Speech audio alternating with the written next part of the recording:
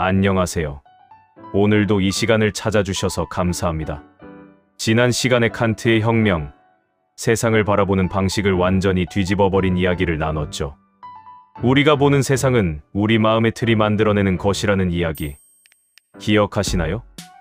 그 이야기가 마음에 남으셨다면 오늘 이야기는 더 깊이 와닿으실 거예요. 오늘의 주제는 칸트의 도덕입니다. 도덕이라는 말, 조금 딱딱하게 들리시죠? 그런데 오늘 이야기는 딱딱하지 않아요. 오히려 아주 인간적이고 따뜻하고 우리 삶 깊숙이 들어오는 이야기예요. 칸트가 평생 가장 많이 생각한 질문 하나가 있어요. 왜 우리는 옳은 일을 해야 하는가? 결과가 좋지 않더라도, 아무도 알아주지 않더라도, 심지어 나에게 손해가 되더라도 옳은 일을 해야 한다는 그 마음이 어디서 오는 걸까요? 칸트의 답이 참 감동적이에요. 먼저 이런 상황을 생각해 볼게요. 오랜 친구가 아주 힘든 상황에 처해 있어요. 그 친구를 도와주면 내 시간도 들고 돈도 들고 체력도 들어요. 그런데도 도와주고 싶어요. 아니, 도와줘야 할 것 같아요. 왜 그럴까요? 도와줬을 때 내가 뭔가 얻는 게 있어서일까요? 아니면 도와주지 않으면 죄책감이 들어서일까요? 아니면 그냥 옳은 일이기 때문일까요? 칸트는 이 세 가지 이유를 아주 날카롭게 구분해요. 그리고 세 번째 이유만이 진정한 도덕적 행동이라고 말해요. 칸트의 도덕 철학에서 가장 핵심이 되는 개념이 있어요. 바로 선의지. 선의지란 무엇일까요? 칸트는 이렇게 말해요. 이 세상에서 아무런 제한 없이 선하다고 볼 수 있는 것은 오직 하나, 선한 의지뿐이다. 지식이 많아도, 재능이 뛰어나도, 돈이 많아도 이것들이 나쁜 의지와 결합되면 오히려 해가 돼요. 좋은 결과를 가져오는 행동도 나쁜 의도로 했다면 도덕적으로 좋은 행동이 아니에요. 오직 선한 의지, 옳은 일을 하려는 그 마음 자체만이 조건 없이 선하다는 거예요. 이 말이 왜 그렇게 가슴에 닿는지 생각해봐요. 우리 삶에서 아무도 알아주지 않아도 옳은 일을 했던 순간들이 있잖아요. 칭찬받으려는 게 아니라, 보상을 기대해서가 아니라 그냥 그게 옳기 때문에 한 일들이요. 그 순간의 그 마음이 바로 칸트가 말하는 선의지예요. 그리고 칸트는 그것이 인간이 가진 가장 소중하고 아름다운 것이라고 했어요. 칸트의 도덕에서 두 번째로 중요한 개념은 의무예요. 칸트는 도덕적 행동이란 의무에서 나오는 행동이라고 해요. 결과 때문도 아니고 감정 때문도 아니고 의무이기 때문에 하는 행동이요. 여기서 잠깐 오해하기 쉬운 부분을 짚어볼게요. 칸트가 말하는 의무는 억지로 하는 것이 아니에요. 강요받아서 어쩔 수 없이 하는 것도 아니에요. 내가 이성적으로 옳다고 판단했기 때문에, 그것이 마땅히 해야 할 일이기 때문에 하는 것이에요. 예를 들어 볼게요. 아픈 부모님을 돌보는 것. 이걸 왜 하나요? 돌보지 않으면 사람들이 욕할까봐, 나중에 후회할까봐, 아니면 부모님이 나에게 해주신 것들이 생각나서 보상하고 싶어서? 칸트는 이런 이유들로 하는 행동은 도덕적으로 가치 있는 행동이 아니라고 해요. 진짜 도덕적 행동은 그것이 마땅히 해야 할 일이기 때문에, 인간으로서의 의무이기 때문에 하는 것이에요. 이 말이 처음엔 차갑게 들릴 수 있어요. 그런데 깊이 생각해보면 오히려 더 숭고해요. 감사함이나 기대감이 없어도, 칭찬이 없어도, 심지어 마음이 내키지 않아도 그게 옳은 일이기 때문에 하는 것. 그게 진정한 도덕이에요. 칸트의 가장 유명한 도덕 원칙을 소개해드릴게요. 정언, 명령, categorization, imperative이에요. 어렵게 들리지만 내용은 아주 간단해요. 칸트는 이렇게 말했어요. 내 행동의 원칙이 모든 사람에게 보편적인 법칙이 될 수 있도록 행동하라.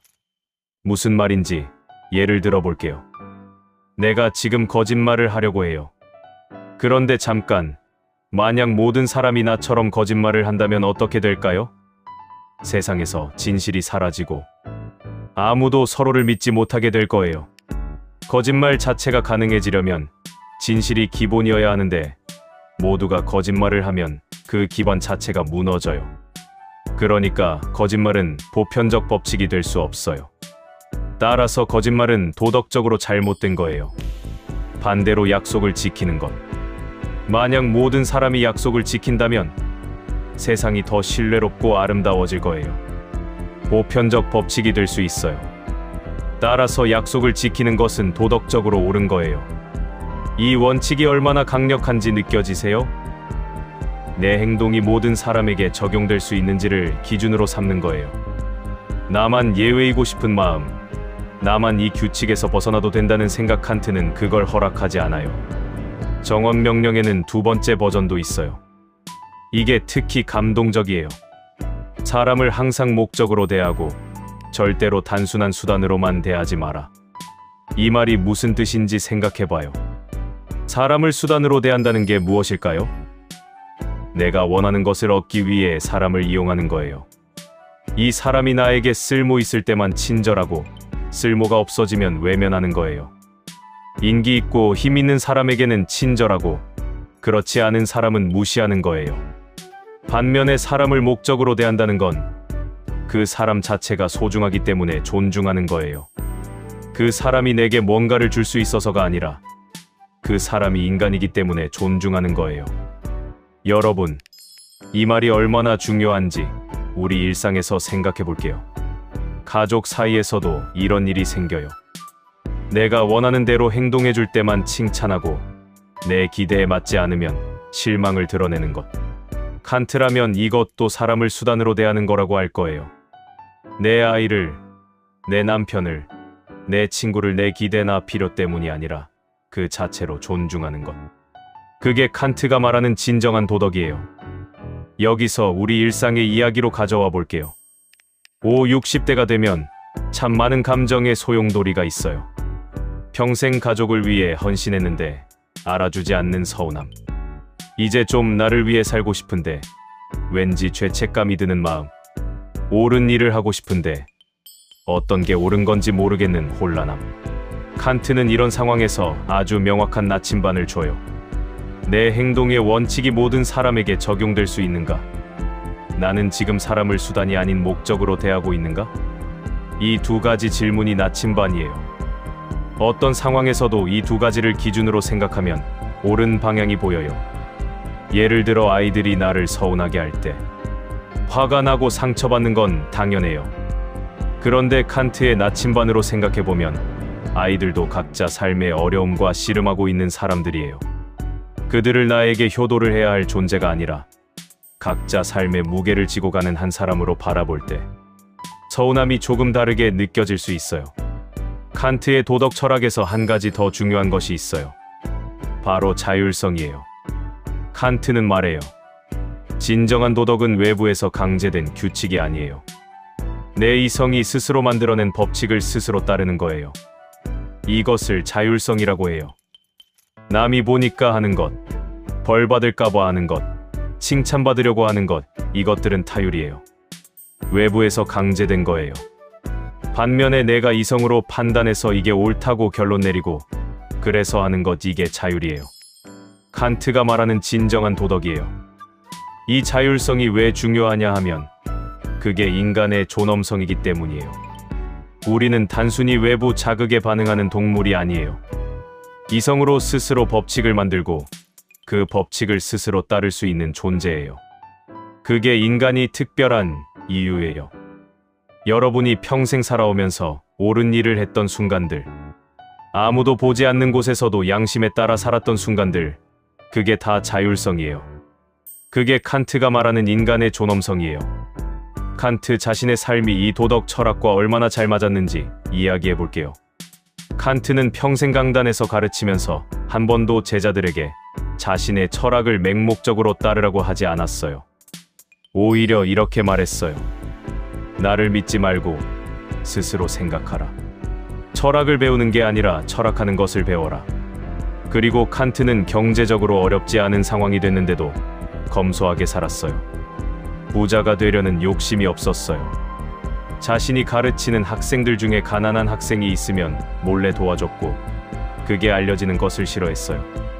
알려지지 않게 도운 것, 그게 칸트의 선의지예요. 칭찬받으려는 게 아니라 그게 옳은 일이기 때문에 한 거예요. 마지막으로 이 이야기를 드리고 싶어요. 칸트는 이런 말을 남겼어요. 두 가지가 마음을 경외감으로 채운다. 내 위에 별이 빛나는 하늘과 내 안의 도덕 법칙이다. 지난 시간에도 이 말을 드렸는데 오늘 도덕 이야기를 나누고 나니 이 말이 더 깊이 느껴지지 않으세요? 내 위에 별이 빛나는 하늘, 광활하고 아름다운 우주, 그리고 내 안의 도덕 법칙, 어떤 상황에서도 옳게 살려는 그 마음, 이 두 가지가 똑같이 경외감을 준다고 칸트는 말해요. 우주가 얼마나 대단한지는 누구나 알죠. 그런데 칸트는 내 안에 있는 도덕 법칙이 그 우주만큼 대단하고 아름다운 것이라고 해요. 내 안에 있는 그 선한 의지, 옳은 일을 하려는 그 마음이 광활한 우주와 동등하게 경외로운 것이라고요. 여러분 안에 그 법칙이 있어요. 살아오면서 옳은 일을 하려 했던 그 마음, 아무도 알아주지 않아도 양심에 따라 살려 했던 그 마음, 그게 칸트가 말하는 가장 위대한 것이에요. 그 마음을 소중히 여기세요. 그 마음이 당신을 당신이게 해요. 오늘은 칸트의 도덕, 선의지와 정언명령에 대해 이야기했습니다. 결과가 어떻든 아무도 알아주지 않더라도 옳은 일을 하려는 그 마음이 얼마나 소중하고 위대한 것인지 칸트가 아주 명확하게 보여줬죠. 다음 시간에는 칸트의 의무감이 우리를 어떻게 자유롭게 하는가에 대한 이야기를 나눌 거예요. 의무라는 말이 무겁게 느껴질 수 있는데 칸트의 이야기를 들으면 의무가 전혀 다르게 느껴질 거예요. 오히려 의무 속에서 진짜 자유를 만나게 돼요. 오늘도 끝까지 함께해 주셔서 감사합니다. 구독과 좋아요, 그리고 이 이야기가 마음에 닿으셨다면 소중한 분들과 나눠주세요. 다음 주에 만나요. 고맙습니다. 칸트의 도덕 철학이 왜 특별한지 조금 더 이야기해 볼게요. 사실 칸트 이전에도 도덕에 대한 이야기는 많았어요. 그런데 대부분 이런 방식이었어요. 좋은 결과를 가져오면 좋은 행동이다. 혹은 신이 명령했으니까 따라야 한다. 혹은 사회가 약속한 규칙이니까 지켜야 한다. 칸트는 이 모든 것에 반박했어요. 결과가 좋아도 나쁜 의도로 한 행동은 도덕적으로 좋은 게 아니에요. 신이 명령했다고 무조건 따르는 건 자율성이 없는 거예요. 사회 규칙은 바뀔 수 있으니까 절대적 기준이 될 수 없어요. 그렇다면 변하지 않는 도덕의 기준이 뭘까요? 칸트는 말해요. 이성이에요. 우리 모두가 가지고 있는 이성이 도덕의 기준이에요. 이성은 언제 어디서나 같은 결론을 내려요. 그래서 도덕은 보편적일 수 있어요. 이게 참 중요한 이야기예요. 도덕이 문화마다, 시대마다, 사람마다 다른 게 아니에요. 이성을 가진 모든 사람에게 통하는 도덕이 있어요. 그게 칸트가 찾으려 했던 거예요. 정언명령 이야기를 조금 더 해볼게요. 이게 너무 중요하거든요. 정언명령의 반대는 가언명령이에요. 가언명령은 이런 거예요. 만약 건강하고 싶으면 운동해라. 건강하고 싶다는 조건이 있어야 따르는 명령이에요. 조건이 없으면 따를 이유가 없어요. 반면에 정언명령은 조건이 없어요. 거짓말하지 마라. 왜냐고요? 그냥 그게 옳기 때문이에요. 내가 거짓말을 해서 이득이 생긴다고 해도, 상대방이 눈치채지 못한다고 해도 거짓말은 안 돼요. 조건 없이, 무조건, 항상. 이 무조건성이 칸트 도덕의 핵심이에요. 상황에 따라, 결과에 따라 달라지는 도덕은 진짜 도덕이 아니에요. 항상 무조건 지켜야 하는 것이어야 진짜 도덕 법칙이에요. 여러분 삶에서 이런 순간이 있으셨을 거예요. 거짓말을 하면 상황이 편해질 것 같은데도 진실을 말하기로 한 순간, 내가 손해를 보더라도 옳은 일을 하기로 한 순간, 그게 정언명령이 작동하는 순간이에요. 그 순간 여러분은 칸트가 말하는 가장 순수한 도덕을 실천한 거예요. 칸트의 도덕론에서 빠질 수 없는 것이 하나 더 있어요. 바로 인간의 존엄성이에요. 칸트는 말해요. 모든 인간은 존엄성을 가지고 있어요. 왜냐하면 모든 인간은 이성을 가지고 있고, 이성을 가진 존재는 스스로 도덕 법칙을 만들고 따를 수 있는 존재이기 때문이에요. 이 능력이 인간을 다른 동물과 다르게 만들어요. 그리고 이 능력 때문에 모든 인간은 존중받아야 해요. 여기서 아주 중요한 게 나와요. 존엄성에는 가격이 없어요. 칸트는 가치 있는 것들을 두 종류로 나눠요. 하나는 가격을 매길 수 있는 것들이에요. 물건, 능력, 심지어 어떤 자질들도 가격을 매길 수 있어요. 더 비싼 것과 덜 비싼 것으로 비교할 수 있어요. 그런데 존엄성은 달라요. 존엄성은 가격으로 따질 수 없어요. 어떤 사람이 다른 사람보다 더 존엄하다고 할 수 없어요.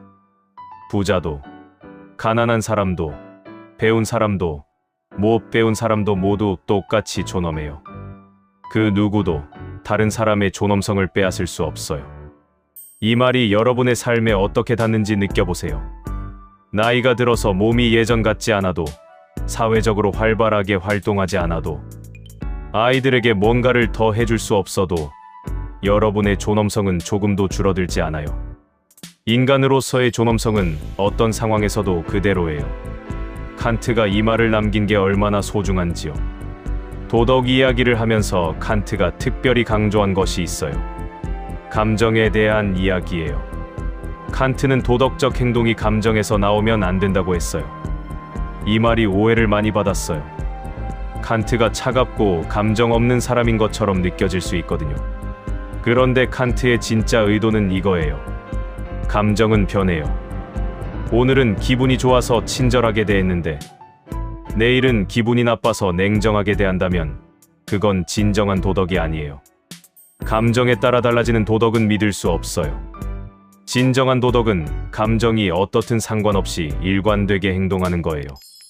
기분이 좋을 때도, 나쁠 때도, 피곤할 때도, 상처받았을 때도 이성이 옳다고 판단한 것을 행동으로 옮기는 것.